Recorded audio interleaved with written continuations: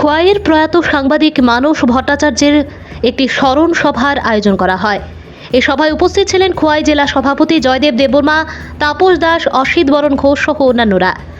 Khowai working journalist association এবং Khowai press club আজ মঙ্গলবার বিকেল 5টা নাগাদ খোয়াই জেলা গ্রন্থাগারে একটি স্মরণ সভার আয়োজন করা হয়। এতে উপস্থিত ছিলেন খোয়াই জেলা সভাপতি জয়দেব দেববর্মা, খোয়াই প্রেস ক্লাব সদস্য, ত্রিপুরা ওয়ার্কিং জার্নালিস্ট অ্যাসোসিয়েশন যৌথ উদ্যোগে এই সভার আয়োজন করা হয়।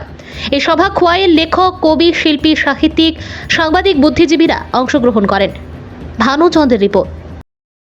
আজকের এই স্মরণ সভায় বিশেষ কিছু বলতে চাই না, আমরা শুধুই বলবো সাংবাদিকরা নিজের জীবন তুচ্ছ করে যেভাবে সমাজ গঠনের জন্য কাজ করে যাচ্ছে সেইটুকু আপনারা একটু মূল্যায়ন করবেন।